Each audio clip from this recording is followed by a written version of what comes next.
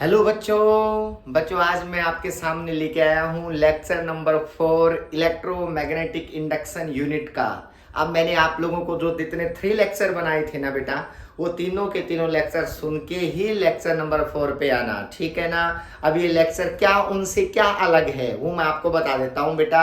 अपनी कॉपी में एडिंग डालो, induced EMF produce due to rotation of the coil. Sir ठीक है, हमने हेडिंग डाल दिया। इससे पहले क्या करवाया था बेटा, मोशनल ईएमएफ करवाई थी ना।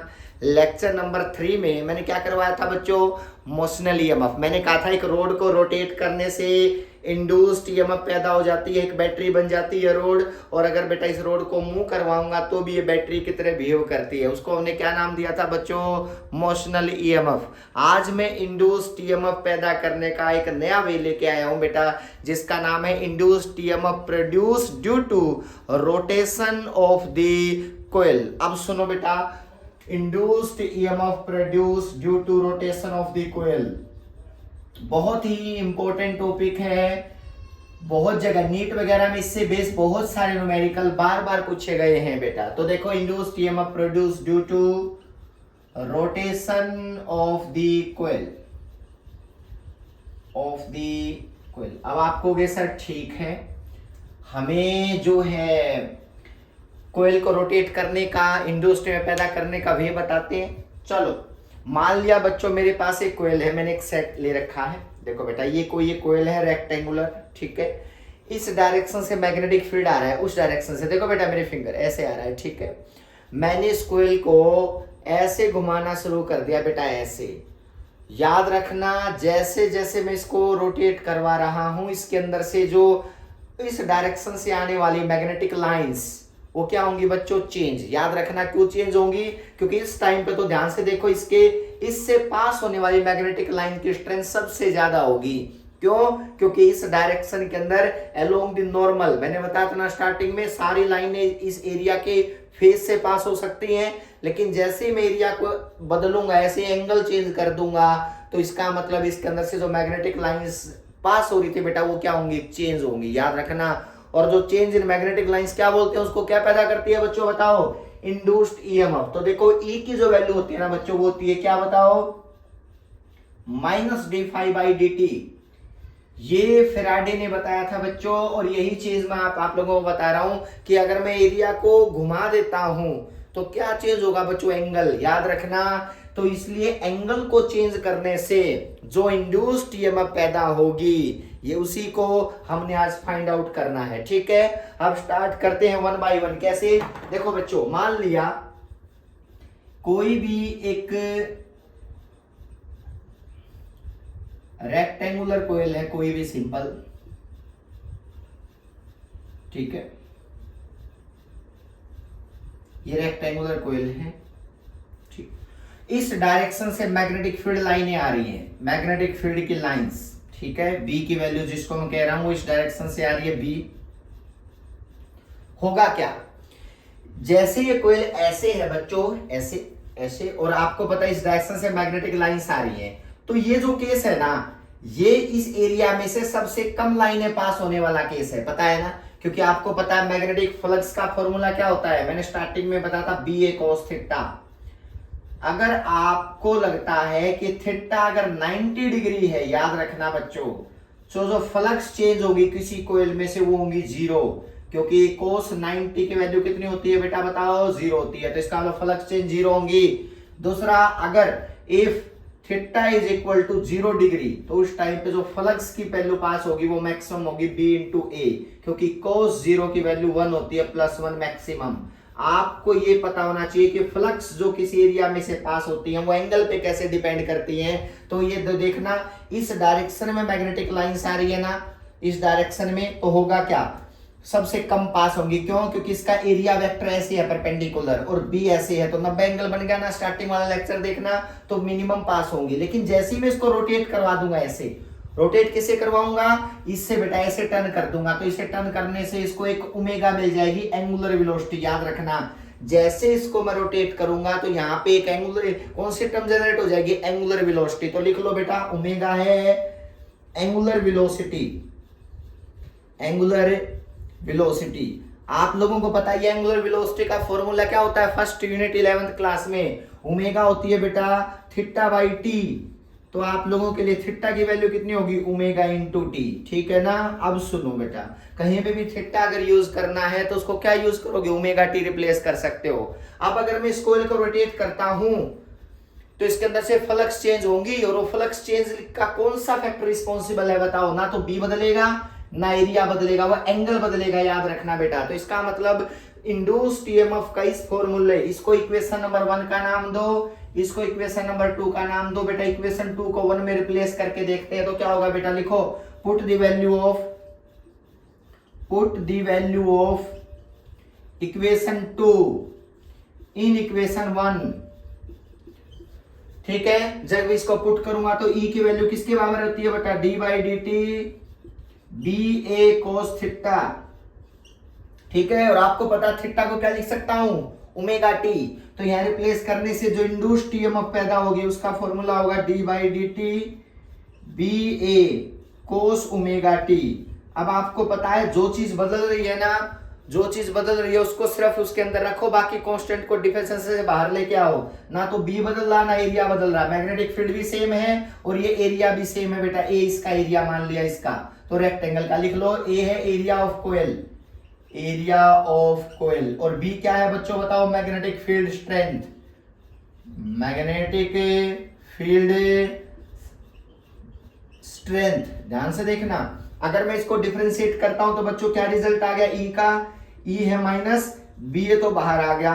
कोस का क्या होता, माइनस का साइन ओमेगा टी, और आपको चेन रूल के अकॉर्डिंग ओमेगा बाहर आएगा ना, तो इसका रिजल्ट ये बन गया माइनस माइनस प्लस, तो ये रिजल्ट आ गया बेटा इंड्यूस्ड ईएमएफ का। याद रखना जो इंड्यूस्ड ईएमएफ यहां पैदा होगी फ्लक्स चेंज की वजह से, इस कोयल को रोटेट करने से, इस कोयल में जो एक इमेजिनरी बैटरी डेवलप होगी उसकी वैल्यू क्या होगी बताओ, omega B A cos sign omega T. तो यहां लिख लो ई की वैल्यू होगी बेटा ए बी ओमेगा, कौन सा, साइन ओमेगा टी। ये बच्चों याद रखना तब इंड्यूस्ड ईएमएफ पैदा हुई है जब 1 टन है, याद रखना जब 1 टन की बात करता हूं। अगर ये n टन्स हैं, मतलब ये कोयल में n टन्स लगा रखे हैं, तो बच्चों इंड्यूस्ड ईएमएफ की वैल्यू कितनी पैदा होगी, ये n टन्स रोटेट करें तो बेटा। तो लिखो इफ टन्स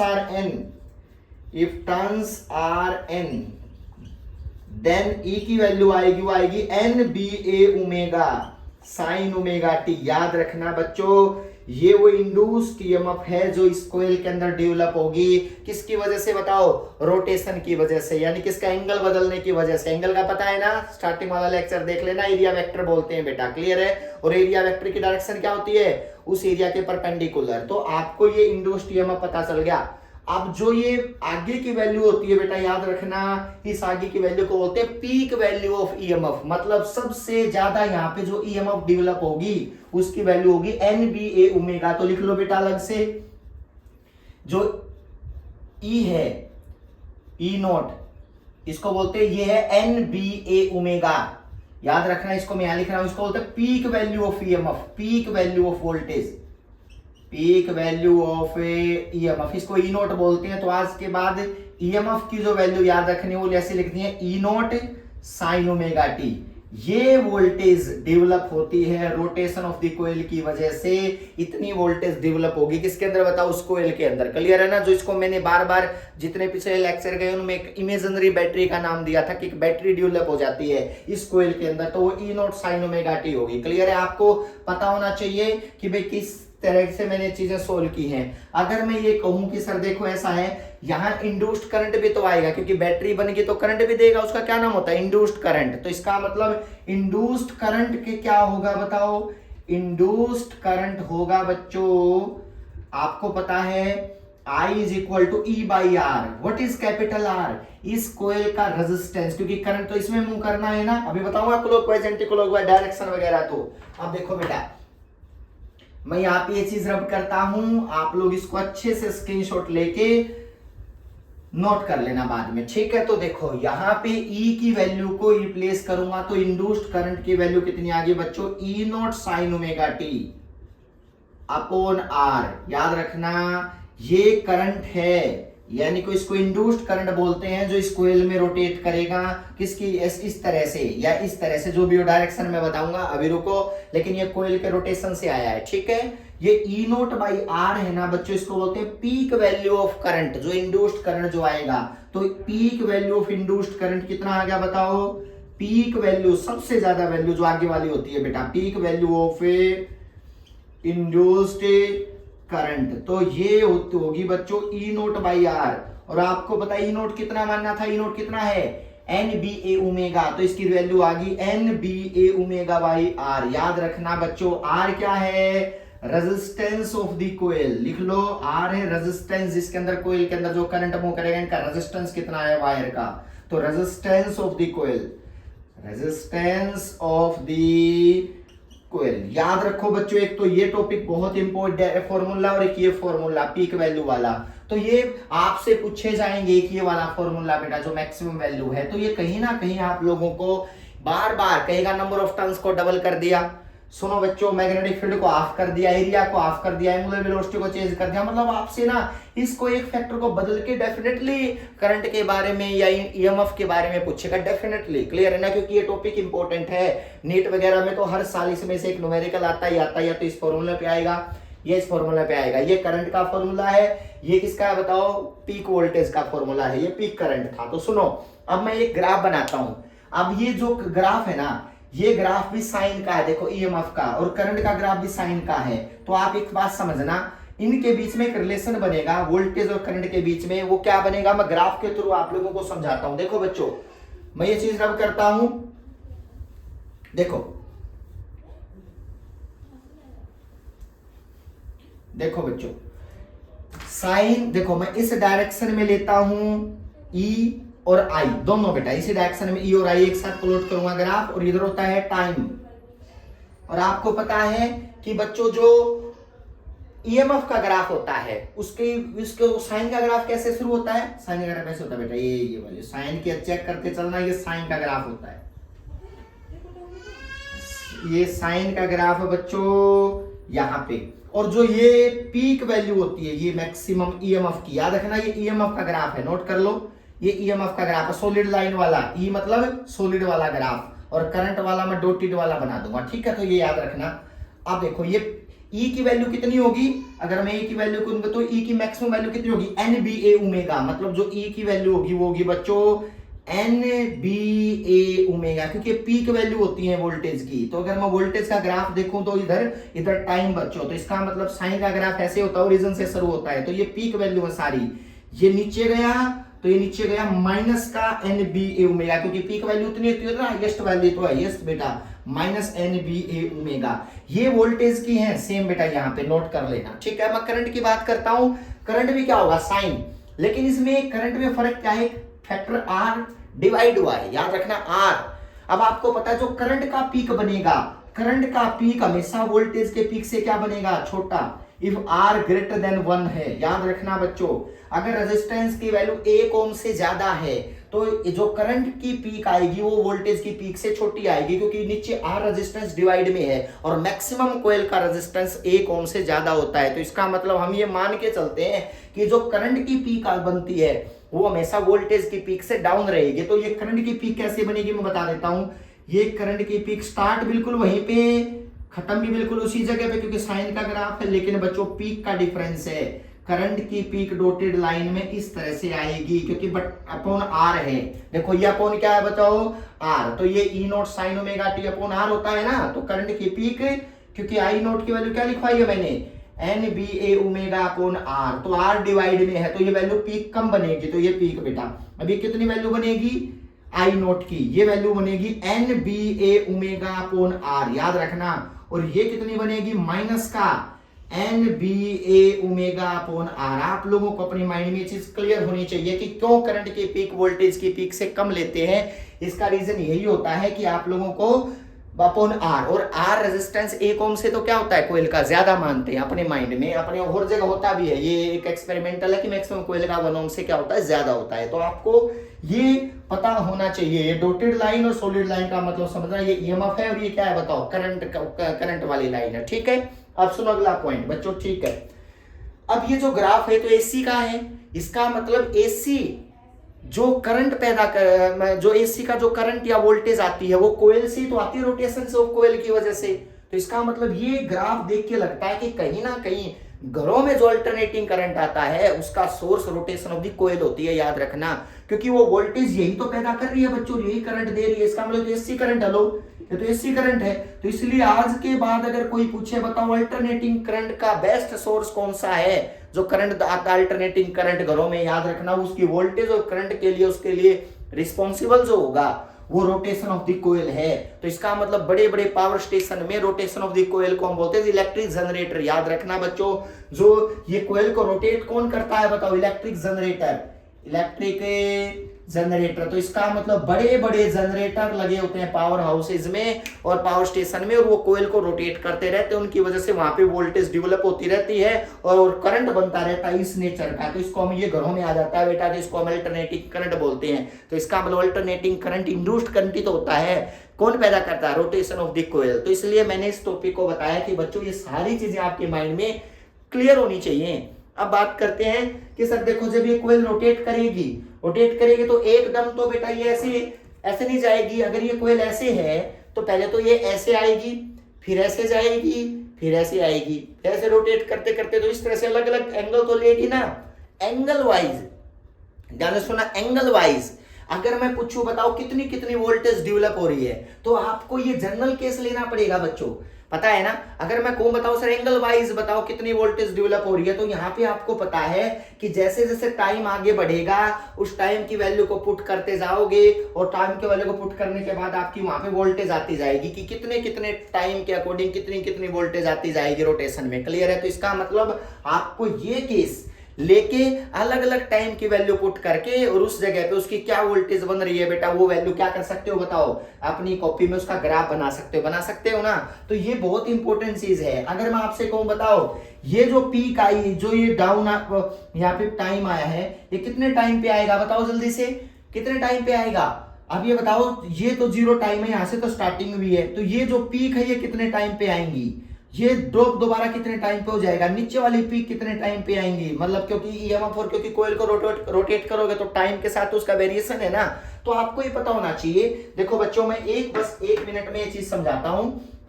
अगर आपको लगे कि सर देखो हमने तो वोल्टेज का ग्राफ प्लॉट करना पता है, ई होता है NBA omega sine omega, omega को क्या लिखते हैं बच्चा 2π/t, याद रखना ओमेगा होती है 2π/t, क्योंकि थीटा पूरा एंगल जब θ/t होता है ना, थीटा 2π जब होगा तो जब टाइम पीरियड t माना जाता है तो θ/2 होगा ना, थीटा जब 2π होगा उस टाइम पे वो टाइम पीरियड t माना जाता है, तो कितना होगा एक रोटेशन के लिए 2π/t।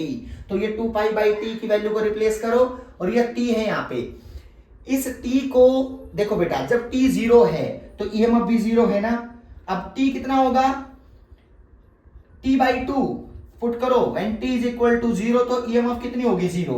अब t is equal to t/2, clear है ना। तो उस टाइम पे क्या होगा बताओ, e की वैल्यू कितनी आ गई, e की वैल्यू आ गई NBA ओमेगा, t/2, t से t कैंसिल, तो इसका मतलब क्या होगा, देखो बेटा यहां से अगर t की वैल्यू t/2 है, सॉरी t/4 क्योंकि मैं क्वार्टर वाइज बात कर रहा हूं ना बेटा, तो t/4 है तो क्या होगा, यहाँ पे आ गया π/2, और आपको पता है साइन π/2 1 होता है ना, तो इसका मतलब यहाँ पे जो टाइम बनता है वो कितना बनता है t/4, यहाँ पे कितना टाइम लगेगा t/2, यहाँ पे कितने टाइम पे दोबारा पीक आएगी 3t/2,